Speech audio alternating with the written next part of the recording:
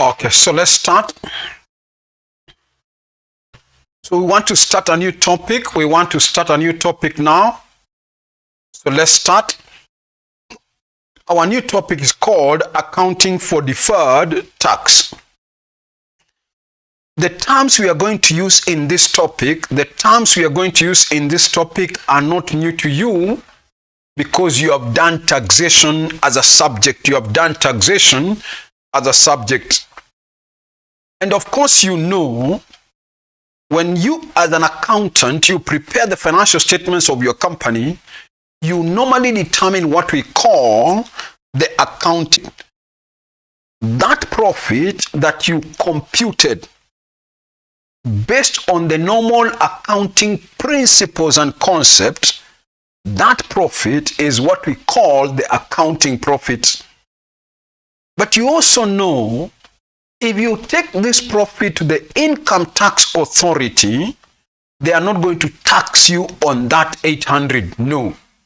What the income taxman will do, he will calculate another profit that we normally call the taxable profit. The taxable profit. Maybe he will calculate the taxable profit according to that, and the amount is 700. So according to the income tax rules, maybe the taxable profit is 700. And so we are saying, normally the accounting profit normally differs from the taxable profit. Taxable profit is that profit on which tax will be based on. The profit on which tax will be based on for tax purposes, that's what we call the taxable profit. But the profit on which you computed based on the normal accounting principles and concepts, in other words, the profit that is normally reported to the shareholders, that profit is normally what we call the accounting profit. So, which means we can now say, from an accountant's point of view, normally there are two profit figures. There is the accounting profit and there is a taxable profit. Normally, these two profits will differ. So when you give the taxman that 800, according to his rules, he will not tax you on that 800. What he will do, he will take your 800 and add back what you call the disallowable expenses. Add back what we call the disallowable expenses, whatever they are. Once you identify the disallowable expenses, you normally get the total, add it. Then you come and minus what we call the allowable expenses. Whatever they are, again, you get the totals, you minus. Then you get whatever is the taxable profit. So to compute what we call the taxable profit, we normally take the accounting profit and you add all the disallowable expenses and you minus the allowable expenses. Now, this being not new to you because you have done this before, I want you to tell me, what are some of the expenses that you as a business, you could have charged in your income statement, those expenses that you could have charged in the income statement, but for which, for tax purposes, they are not allowed to be charged, or you should not have charged them. So to the taxman, we are looking at it from the taxman. Remember, we are calculating the taxable profit. How much is the taxman going to say I pay tax on? So when we are doing this calculation, we are doing it from the taxman's point of view, So he takes the accounting profit, he adds all the disallowables. And I'm saying these are items you could have charged in the profit and loss, but which are disallowable for tax purposes. Give me a few examples now that you have done this topic or this subject before. Give me an example of a disallowable expense. Chat and give me an example of a disallowable expense. Good, that's one. Another one, that's true. Depreciation is one of them as a disallowable expense. That's correct. Give me another example of a disallowable expense. That's correct. One of them is depreciation. True. Another one, there are too many. You have done this topic or this subject, and you know there is a very long list of disallowable expenses according to the Income Tax Act. One of them is depreciation. Give me others. Another example of disallowable expenses. There are too many. I'm waiting for examples of disallowable expenses. Wow.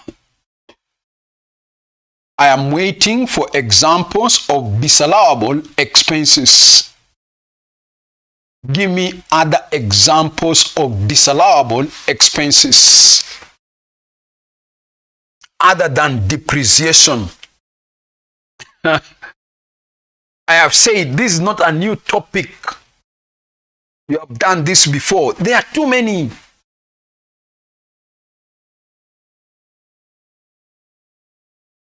Give me other examples of disallowable expenses other than depreciation. Maybe you are waiting for me to write it. Let me write it.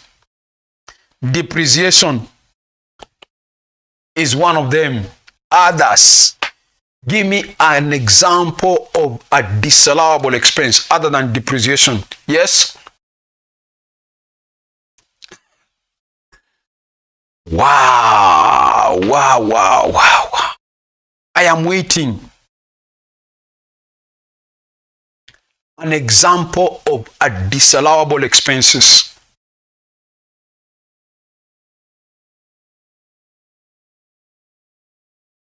Good. Donations. Correct.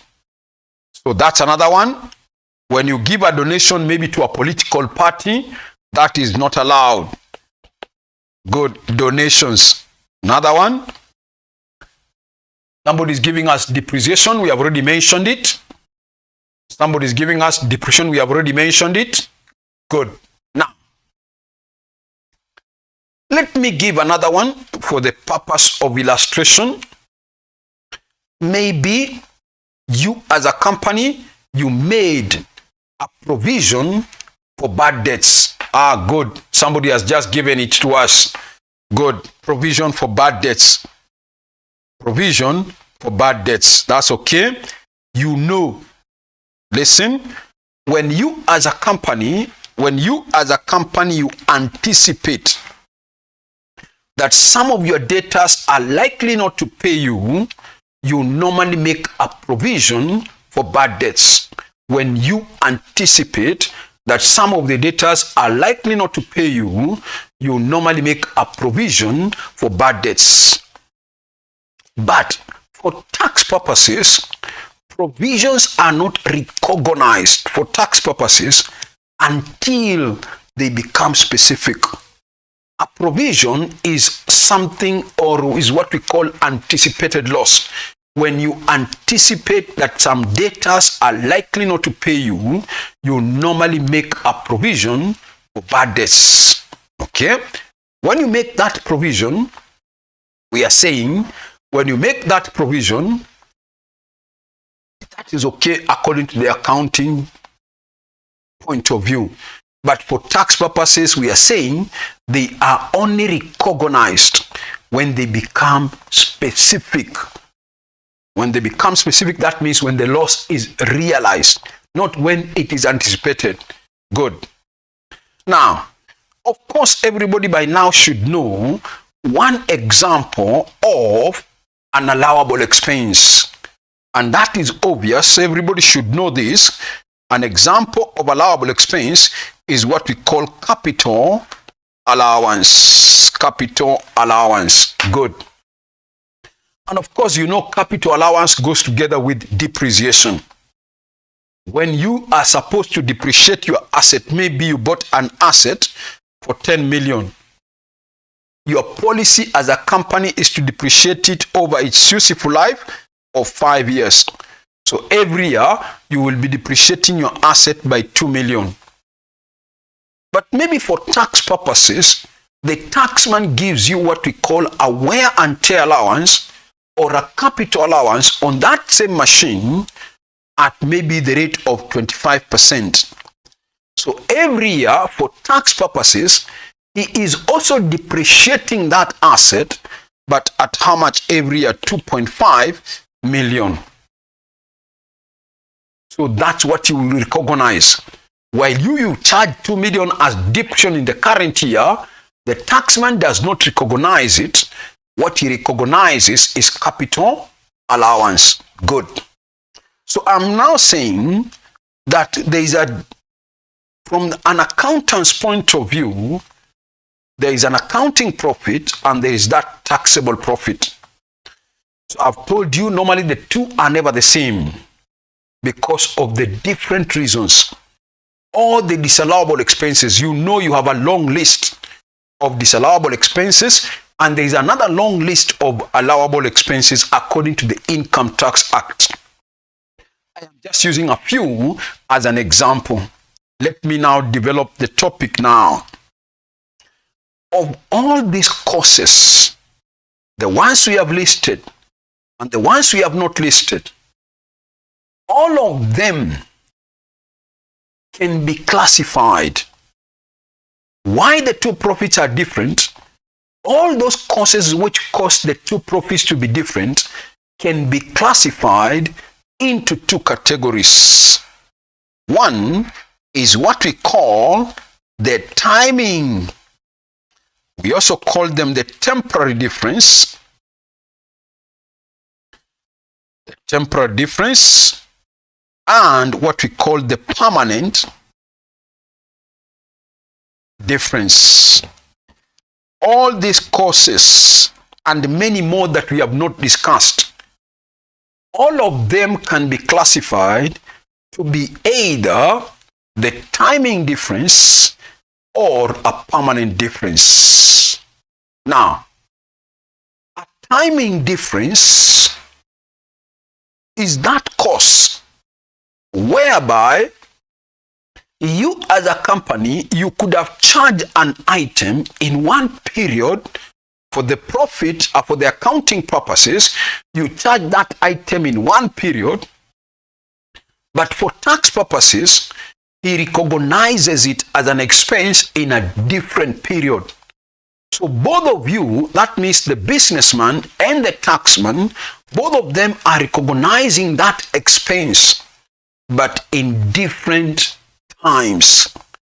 So it means, therefore, if I recognized it as an expense this year, and the taxman does not recognize it as an expense this year, he recognizes it maybe next year, then it means the profit for the 2 years, for the current year, the two profits for the current year will automatically be different, So we are saying, what is a timing difference? It is that item which appears or is recognized in the income statement in one period, but recognized for tax purposes in a different period. For example, if you take this machine I bought for 10 million, I'll be depreciating it at 2 million every year. For how long? For 5 years. So over a period of 5 years, I will still charge 10 million. For tax purposes, the taxman will be giving me capital allowance of 2.5 every year. So for the taxman also, he will depreciate it over a period of 4 years. The same 10 million, he will take and depreciate it over 4 years. It's only that he does not call it depreciation, he calls it capital allowance. But he is still recognizing it over 4 years. While you as a company, you are recognizing it over 5 years, the taxman recognizes it over 4 years. So this year you charge 250, 2 million, sorry. The taxman says no, he charges 250 this year. So it is obvious the two profits for the year will differ. Another example. Before I give it out, let me use an illustration from your normal accounting knowledge. Assuming you are doing a company account question in financial accounting, and you are given a trial balance where you are given a 10% debenture, something like 500. Then that is the trial balance you are given. You used to be given such things in the company accounts, and even when you are doing financial reporting, you used to do it in published accounts. So if you are given a trial balance that way, and the examiner tells you to prepare an income statement and balance sheet, then the question is this. In your P&L account this year, will you charge interest in the P&L account, the interest on debenture? Of course, yes. This company has a 10% debenture amounting to 500. You know, we normally prepare income statement or profit and loss on a concept we call accrual concept. That concept states what? That a company should recognize costs when they are incurred, but not when they are paid. When they are incurred, but not when they are paid. So this year, you as a company, you are supposed to pay your debenture holders 10% as interest on the value of the debenture. Listen, so whether you have paid them or not, when it comes to income statement, that does not matter. You recognize costs when they are incurred, but not when money is paid. So this year I was supposed to pay them that 50,000. So whether I have paid it or not, that's not the concern of the P&L account. No, you still must charge interest of 50,000. And when you are doing the balance sheet for this company, that's when you normally get concerned to ask yourself, do I owe my debenture holders anything for their interest? Yes. From this trial balance, I have paid them nothing. There is nothing in the trial balance called interest, which automatically tells me I have not paid them anything. So that 50 which I charge in the P&L account, I'm also going to take it to the balance sheet. I'm also going to take it to the balance sheet as a current liability. That debenture interest owing. That debenture interest owing goes to the balance sheet as a current liability of 50. Good. Now, listen. So that's what you will do from your accounting point of view. You recognize 50 in the P&L account, though you have not paid, and you took to the balance sheet a current liability of 50 in the name of debenture interest owing. Now, suppose for tax purposes, the question tells you interest is recognized for tax purposes on cash basis. On cash basis. So this year, I charged 50 in the P&L account.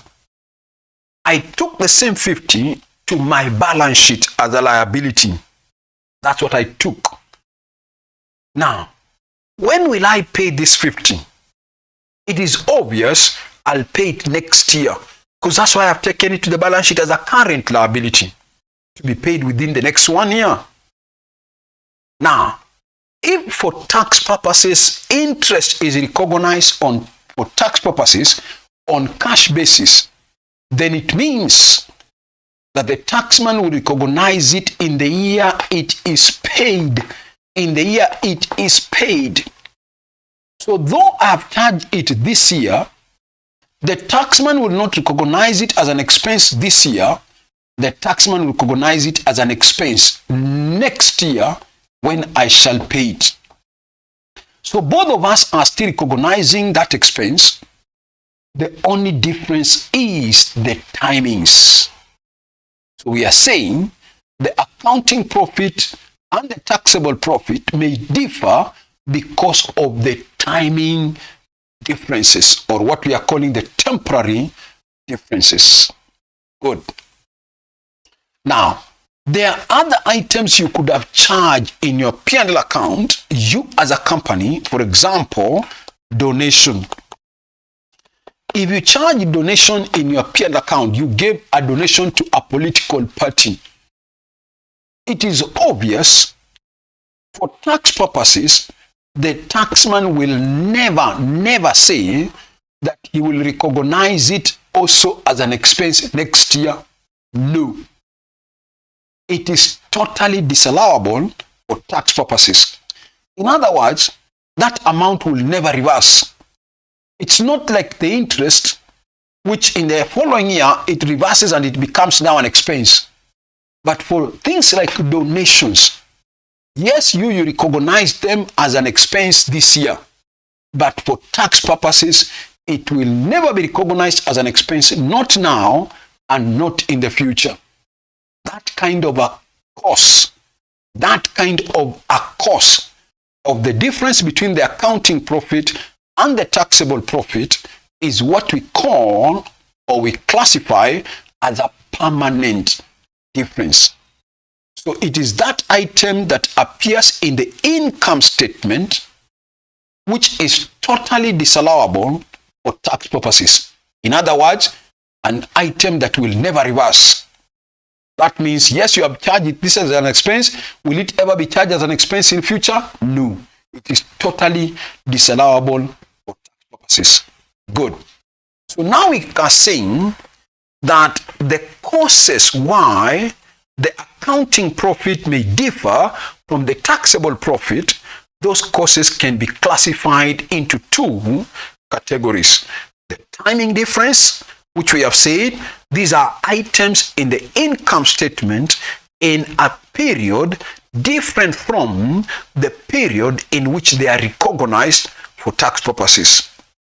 Then we are saying examples there we have given: depreciation and capital allowance. For me, depreciation was taking 5 years. For you, taxman, the depreciation was taking 4 years. But we are still charging on the same 10 million. Good. We have given another example where interest on loan is recognized on accrual basis for purpose of the income statement, but on cash basis for tax purposes. That's what we are saying. Another cause of the difference between the two is what we are calling permanent differences. These are items in the income statement, but which are totally disallowable for tax purposes. Good. Now, when we are talking of accounting for deferred tax, because that's our topic now, we are now saying, listen carefully, which of these two causes will normally cause or create a deferred tax? It is the timing difference. Timing difference are the ones that create what we call a deferred tax. I will explain that in a short while, but we are saying deferred tax arise due to the existence of the timing difference. I will explain it in a short while. Good. But before we continue, let's put down something on what we have said. Let's put down something on what we have already said. So the topic is accounting for deferred tax. That is the topic, accounting for deferred tax. Accounting for deferred tax. Accounting for deferred tax.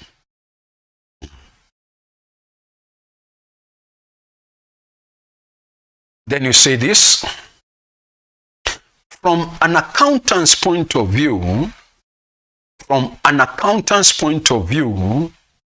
there are two distinct profit figures. From an accountant's point of view, there are two distinct profit figures. From an accountant's point of view, there are two distinct profit figures. One, accounting profit. One, accounting profit. You put a dash. Accounting profit, you put a dash. Then you say this. This is the profit. This is the profit that is based on.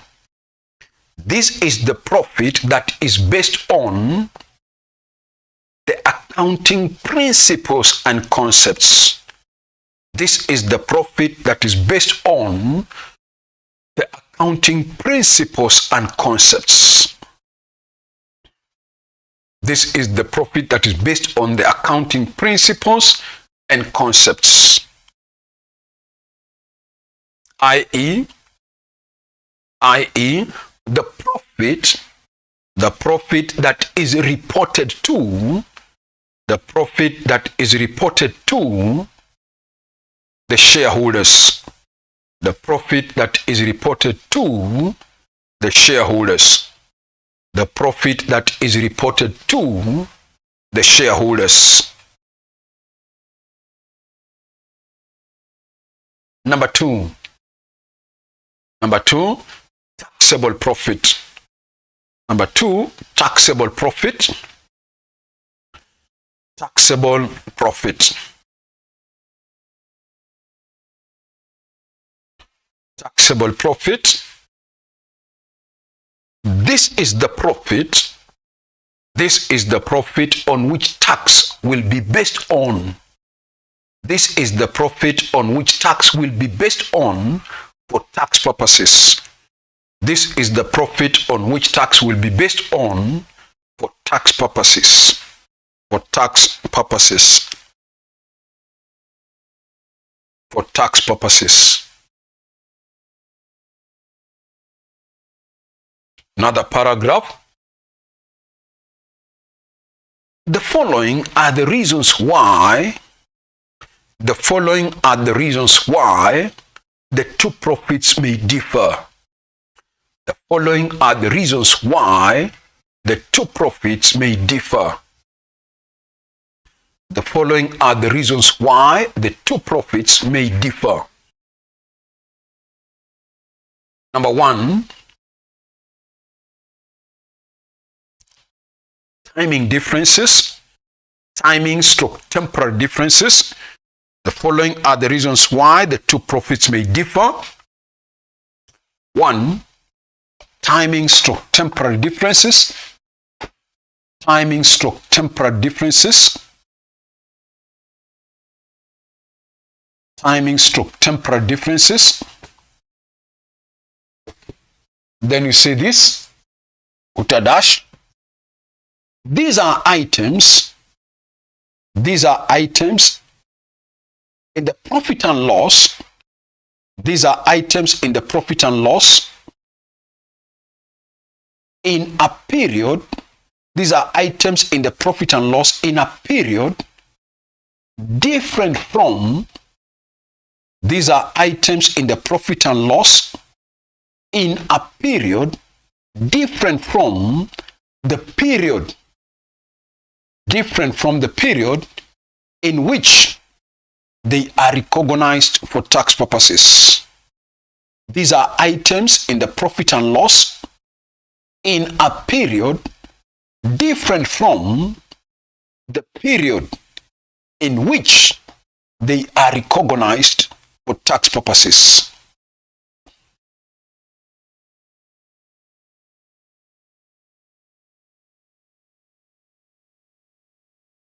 E.g., depreciation versus capital allowance. E.g., depreciation versus capital allowance. Depreciation versus capital allowance.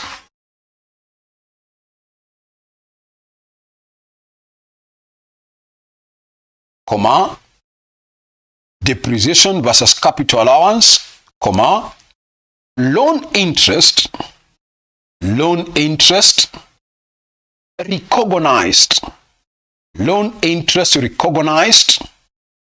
on accrual basis, in the profit and loss, loan interest recognized on accrual basis in the profit and loss, but on cash basis,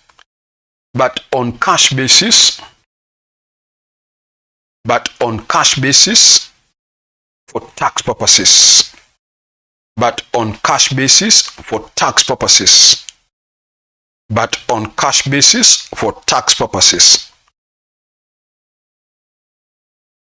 Good.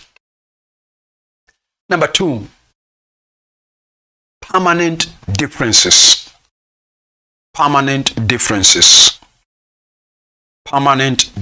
Recognized. These are items recognized in the profit and loss.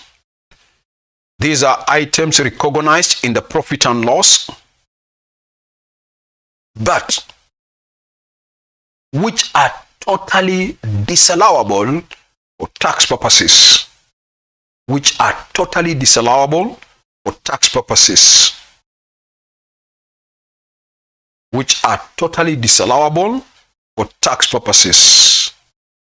i.e., they would never reverse.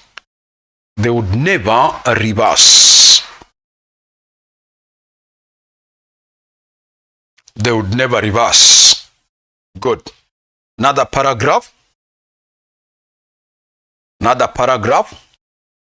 Deferred tax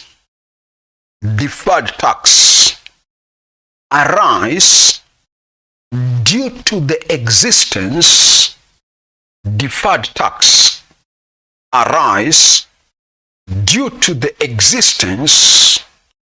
of the timing differences. Deferred tax arise due to the existence of the timing difference, but not permanent differences. Deferred tax arise due to the existence of the timing differences, but not permanent differences. Good.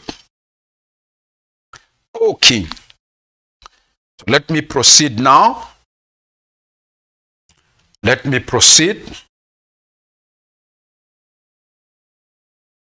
Now, I want to do a small demonstration on how deferred tax comes in. And I want to use this illustration that we have just assumed, that you have a debenture. You are supposed to pay 50,000 and you charge that 50,000 in the P&L account. And we have said, or maybe I can use now, let me use another one. This year, you bought, listen now, this year you bought a motor vehicle. Let me use another one. You bought a motor vehicle for 300,000. Use a simple example. This year, you made a profit before tax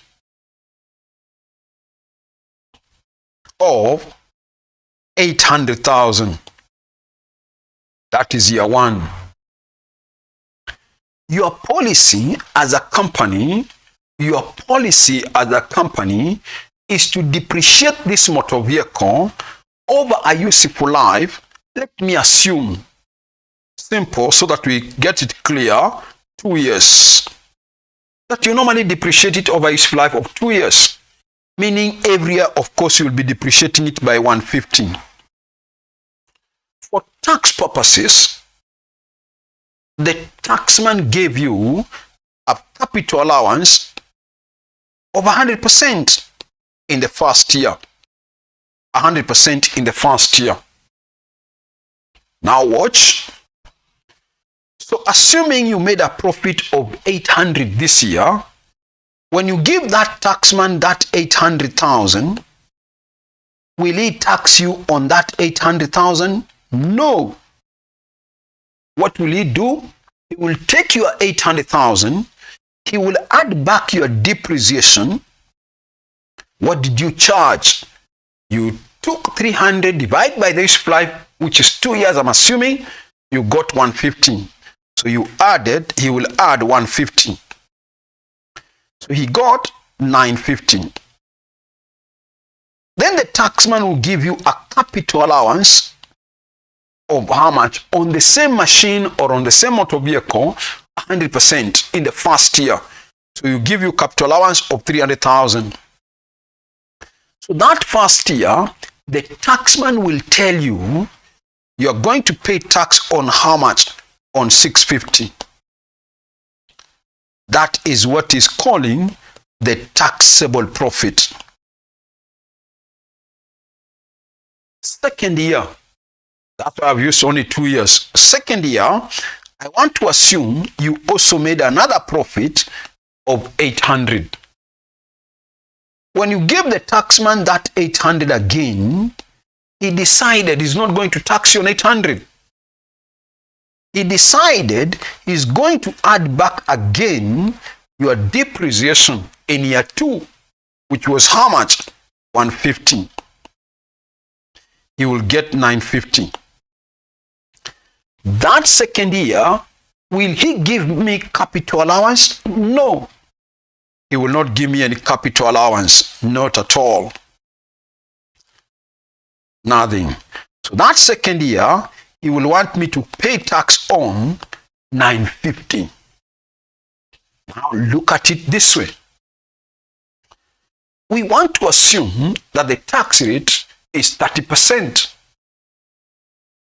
30% being the tax rate, you as a businessman, you made a profit of 800. At 30%, you thought you will be required to pay 240. 30% of 800 is 240. But in the first year, the taxman says, no, you're not going to pay tax on 800. You're going to pay tax on 650. So what is the amount of 30% of that 650? In other words, he will require I pay tax of how much? 30% of 650.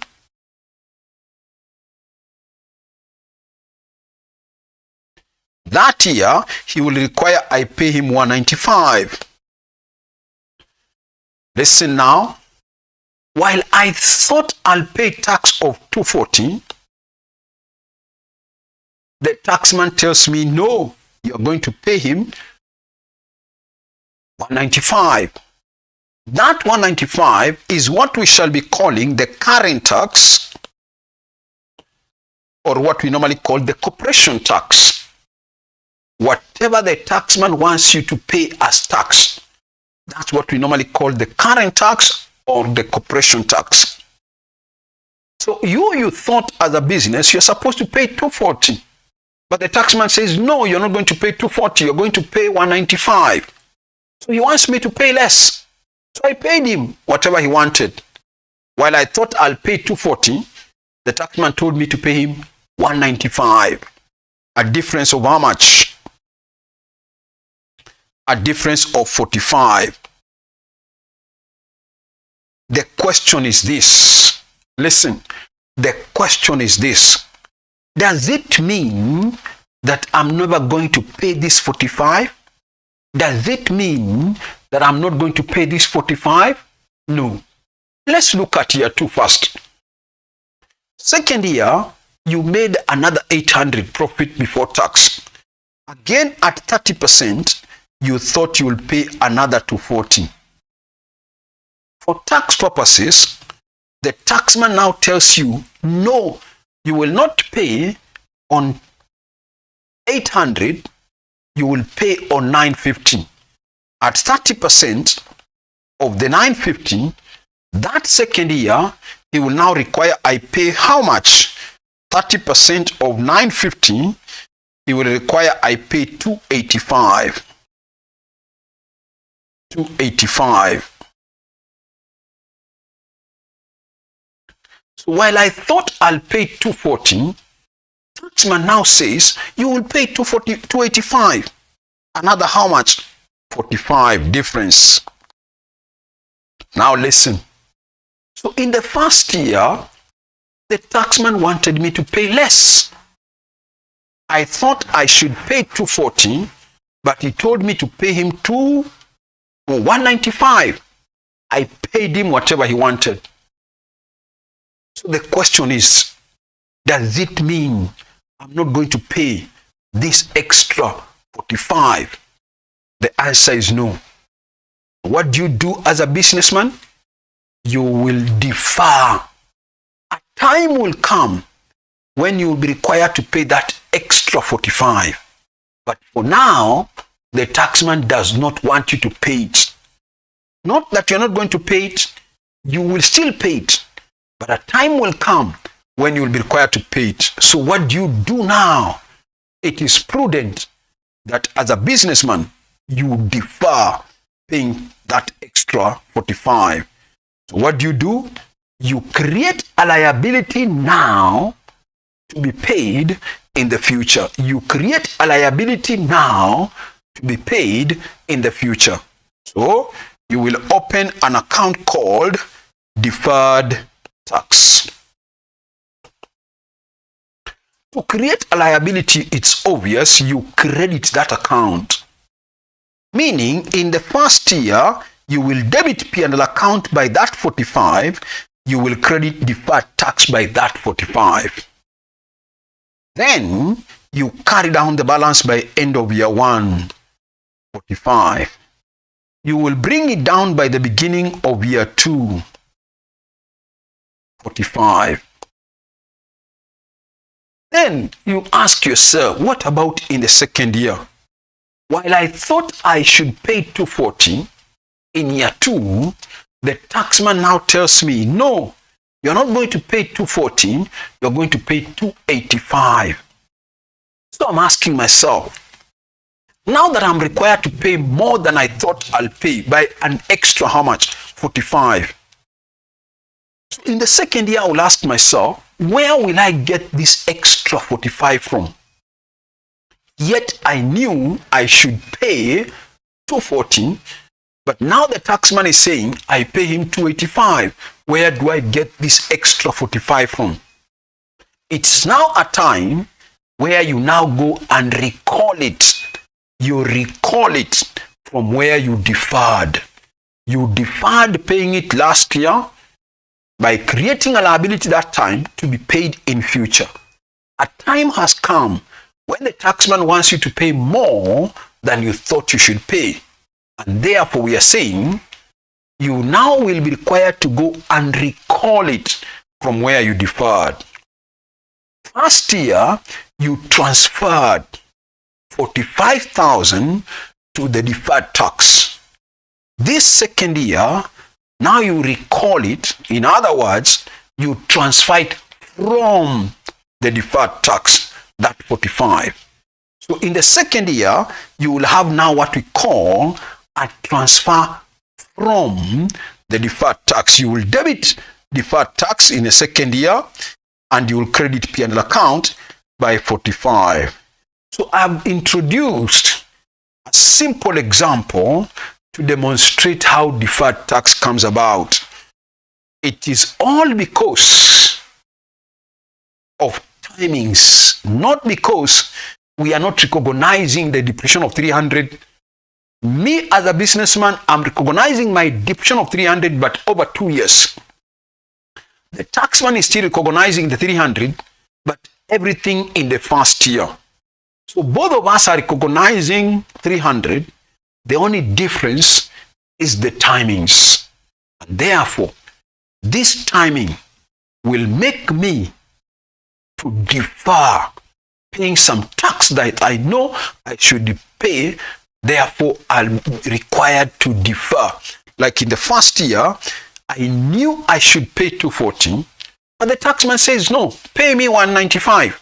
You paid him whatever it is. That does not mean that you're not going to pay that 45. So it is prudent. You create a liability now to be paid in the future.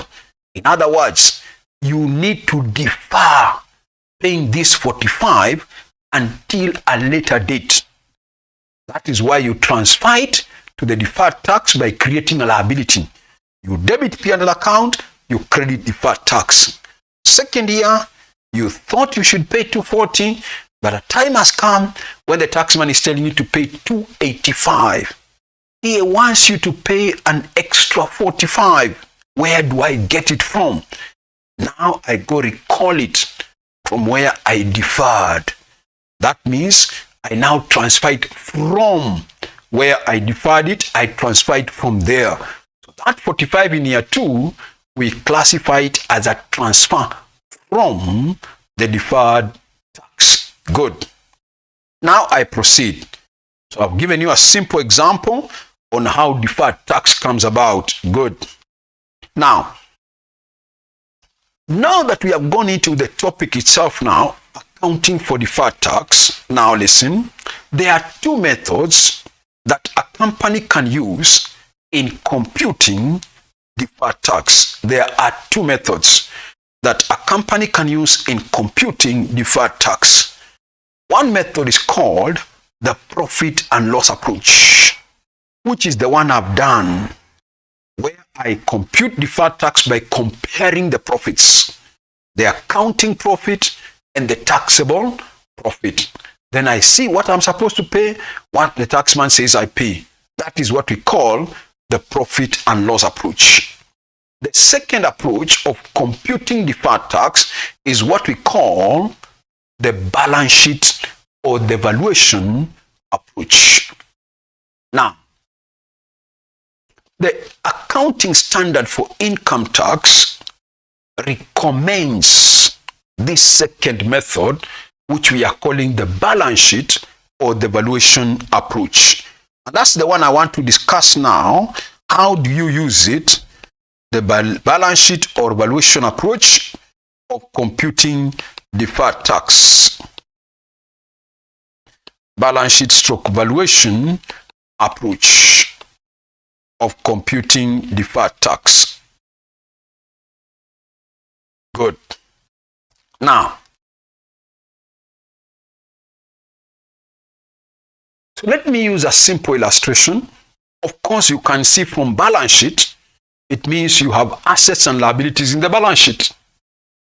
So to compute deferred tax using the balance sheet approach, you will take an asset. What value does it appear in my books? Maybe machinery.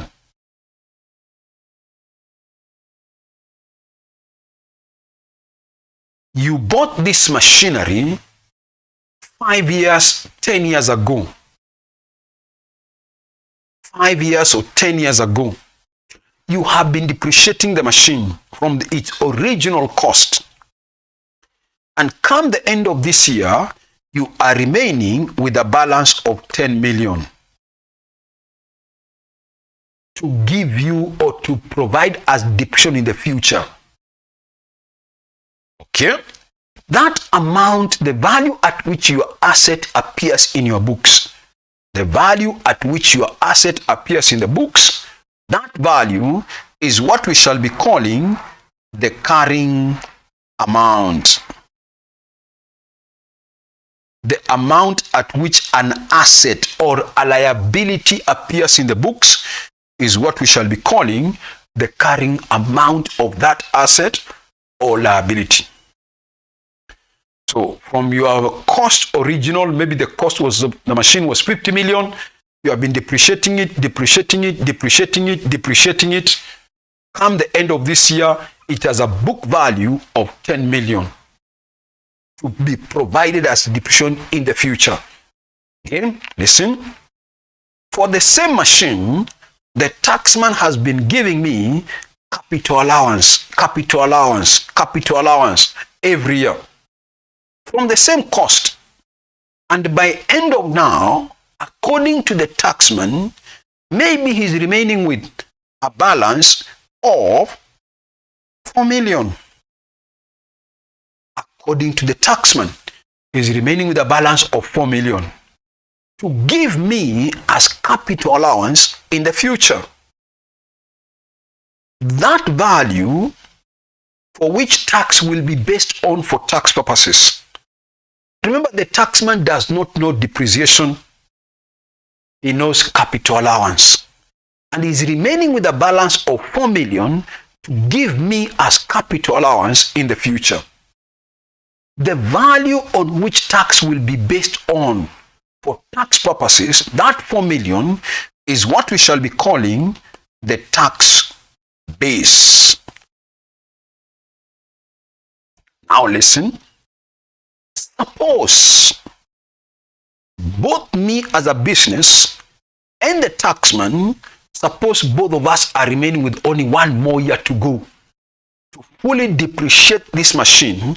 Suppose both of us are remaining with only 1 more year to go, and that is next year. What will happen next year? Listen, that next year, suppose you will make a profit before tax of 100 million. When you shall give the taxman that profit of 100 million next year, will he tax you on that 100 million? No. What he will do, he will take it and add back your depreciation charge, which is 10 million. He will get that amount of 110. Then he will give you the normal capital allowance of how much? 4 million. That's what we have seen. Both of us are remaining with only 1 more year. So next year, he will require I pay tax on 106 million. That's what we are calling the taxable what? Profit. Now listen. So while I thought as a company, I'll pay tax on 100, the taxman tells me I'll pay him tax on 106 next year. There's a difference of 6 million. Now come back here. When I compare the carrying amount of this asset and its tax base, I can see the difference is 6 million. That 6 million is what we shall be calling the temporary difference. The temporary difference. Now, the difference between, that's what now I'm saying, the difference between the carrying amount of an asset and its tax base, that difference is what we call the temporary difference. The temporary difference. Good. Now look at it again from the down one here. While I thought I'll pay tax on 100 million, the taxman tells me, no, you will not pay on 100 million. You will pay on 106 million. So it means in future, he will also require that I will pay him tax on that extra 6 million also. While I thought I'll pay tax on 100, he will also require that I pay tax on that extra 6 million. Meaning, to the taxman, that 6 million is taxable. It is taxable to him. That 6 million, we shall be calling it a taxable temporary difference. We normally classify it as a taxable temporary difference. Listen. So this year, you know. Listen. This year, you know that next year, you will also be required to pay tax on that extra 6. So what do I do now? I know by end of this year, my book value is 10 million. In future, the taxman will give me a capital allowance of 4 million. So it is automatic that next year, he will also be requiring me to pay tax on that extra 6 million. What do I do now? On that 6 million, I create a liability, the tax on that 6 million. I create a liability now to be paid in the future. So we normally say a taxable temporary difference creates what we call a deferred tax liability. It creates what we call a deferred tax liability. Take another example. Let us assume now it's motor vehicle, which again you have been depreciating. Come the end of this year, you are remaining with a book value of 3 million. But for tax purposes again, the taxman is remaining with a balance of 4 million after giving you capital allowance every year. By end of this year, he's remaining with a balance of 4 million. Again, suppose both of us are remaining with only one more year to go. That is next year. Suppose that next year again, as a company, I make a profit of 100 million. When I shall give him that 100 million, it is automatic that he will not tax me on that 100 million. No. He will take that 100 million, add back depreciation, which is my 3 million, from my book value, and back 3 million. Next year, I'll charge 3 million. So he will add it back. He will get 103. Then he will give me a capital allowance of how much? 4 million. That means next year, the taxman will tell me I am going to pay him tax on 99, not 100. 99. A difference of how much? 1. So while I thought I'll pay on 100, the taxman will tell me to pay tax on 99. Good. Now, that difference of 1 means this, that when I shall give him my profit before tax of 100, listen, to arrive at his true profit of 99, the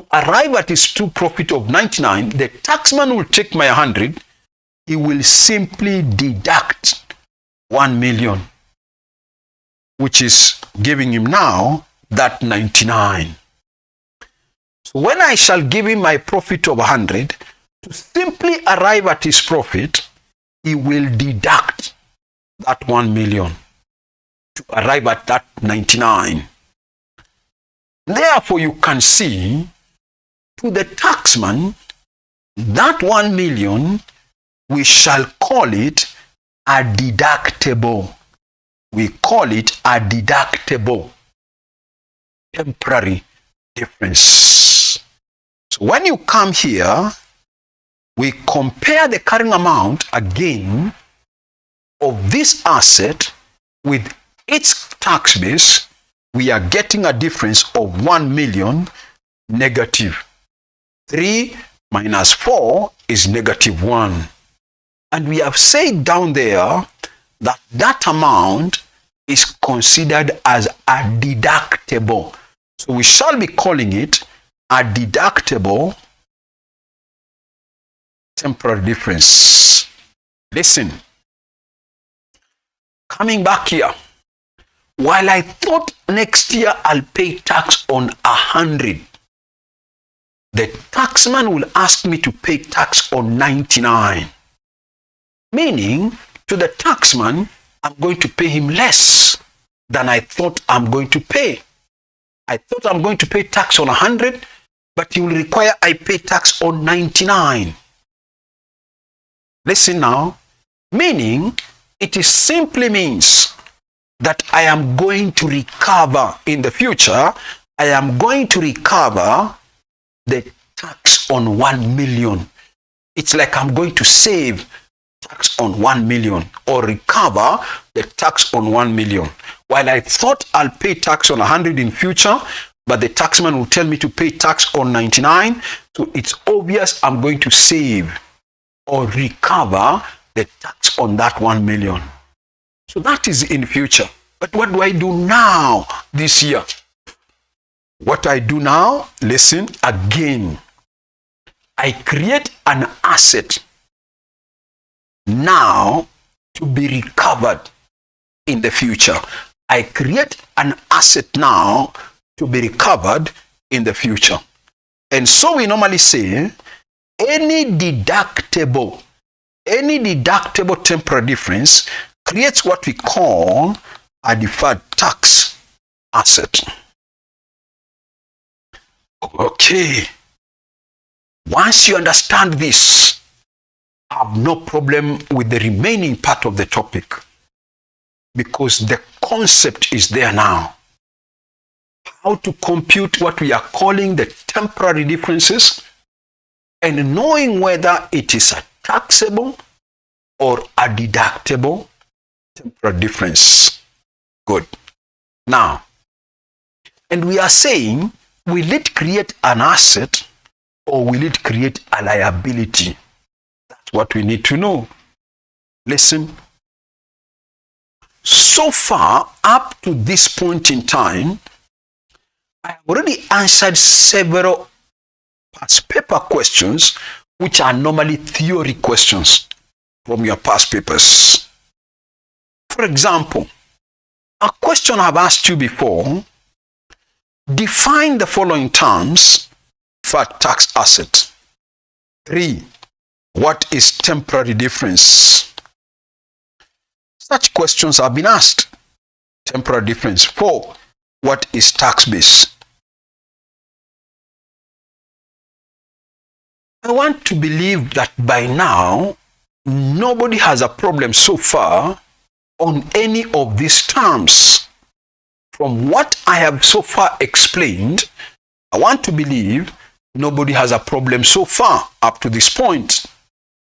What is a deferred tax liability? What's a deferred tax asset? What's a temporary difference? What's a tax base? What's a carrying amount? And so on. I have told you what a carrying amount is. It is the amount at which an asset or a liability appears in the books. The amount at which an asset appears in the books, an asset or liability appears in the books, that's what we shall be calling the carrying amount of an asset or liability. I've told you what's a tax base. You have said it is the amount on which tax will be based on for tax purposes. The amount on which tax will be based on for tax purposes, that is the tax base. We have gone further and said the difference between the carrying amount of an asset or liability and its tax base, the difference between the carrying amount of an asset and its tax base, that difference is called the temporary difference. Then we have gone further and said temporary difference can either be taxable or deductible. And then we have gone further and said a taxable temporary difference creates what we call a deferred tax liability. Why? You know you will be required to pay more tax in future on that extra 6 million. What's the most logical thing to do now? Create a liability now to be paid in the future. The second one is what we are calling a deductible temporary difference. It is a scenario whereby you are going to pay less than you thought you will pay. So in other words, it's like you're going to save tax on that 1 million. It's like you're going to recover tax on that 1 million. And so we have said any deductible temporary difference creates what we call a deferred tax asset. So when you are told to define what's a deferred tax liability, what would you say it is then? When you are told to say what's a deferred tax liability, okay, what would you say it is? It is obvious, therefore, listen, you could say that a deferred tax liability is that amount of the income tax payable in the future. It is payable in the future, and it arises due to the existence of a taxable temporal difference. If you are asked to define what's a deferred tax liability, it is that amount of the income tax payable in the future, and it arises due to the existence of a taxable temporary difference. What's a deferred tax liability? A deferred tax asset. It is the amount of the income tax recoverable in the future. It is the amount of the income tax recoverable in the future, and it arises due to the existence of a deductible temporary difference. Good. Now, so when you are required to compute deferred tax, we are not yet through yet, but when you are required to compute deferred tax, listen, you are now going to compare, we are not through yet, we are going to compare all the carrying amounts of your assets and your liabilities, all the carrying amount of your assets and the liabilities with their tax base, with their tax base. Listen. So we shall be comparing. We are not yet through. We shall continue with the list. Compare the carrying amount of the assets and its tax base. Carrying amount of the assets and its tax base. Carrying amount of a liability and its tax base. Good. Listen. I have not said, though we are using balance sheet approach, we are not going to compare the share capital, the retained profit, the general reserves. They are in the balance sheet, but we don't use them. Why? You know, from your accounting point of view, you know, assets minus liabilities give you what we call net assets. You also know another term for net assets is equity. And you also know it is the same equity that we normally say financed by in the balance sheet. So it is the equity that finances the net assets of a company. So by me analyzing the assets and the liabilities of the company, it is to say already you have analyzed the equity. You have already analyzed the equity. So you don't need to analyze the equity again, because by analyzing assets and the liabilities, you have analyzed the net assets. The net assets are the same as equity, and therefore you have analyzed equity by the fact that you have already analyzed net assets. Good. Now, so when it comes to computing deferred tax using balance sheet approach, we don't analyze the equity. So the examiner will give you a balance sheet, go through the balance sheet, pick one item, find out from the additional information, does it have issues? Yes. What's the tax base? What's the difference? Go to the next one. What's the tax base? What's the next? You do the same for liabilities also. Do the same for liabilities also. Now, we are not able to complete all that. We are not able to complete the analysis of all the assets and liabilities. What I just wanted you to do today is to digest, because I have too much. If we give it all of it now, it might not sink next time when I'm repeating this. So just know from those two examples, I am not saying those are the only ones. We have not analyzed current assets. We have not analyzed liabilities, long-term and current, not yet. I'll bring them in as we are developing the topic. So today, I just wanted to introduce that concept so that once we meet next time, at least you have an idea of what we are talking about. What's a carrying amount? What's a tax base? What's a temporal difference? When is it taxable? When is it deductible? Which one does it create? Which one creates an asset? Which one creates a liability? Once you understand that, then that's what I want you to digest. Once you understand that, then automatically the rest, I will analyze them again. Of course, there are some issues that will be coming in on a few of the other balance sheet items, but the major thing is what we have said. Okay? So you will allow me to stop there for today.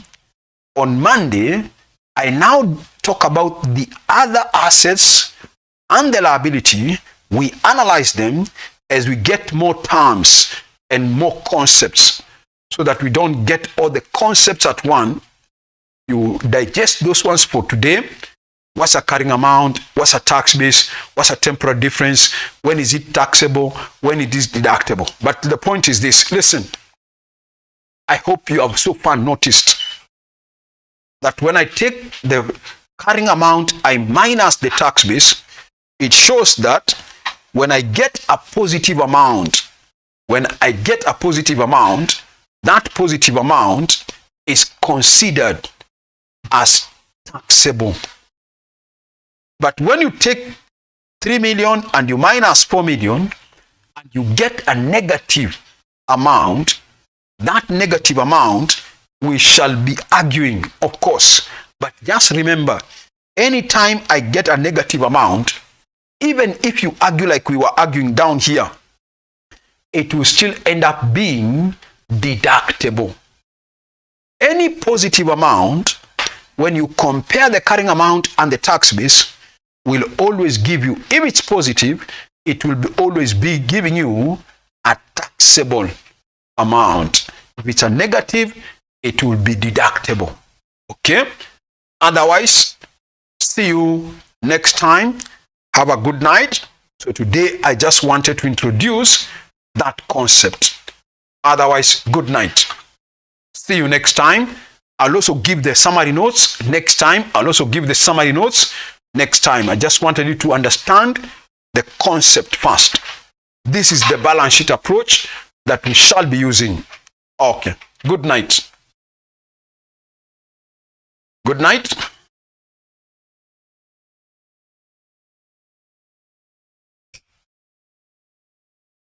Okay. Same to you.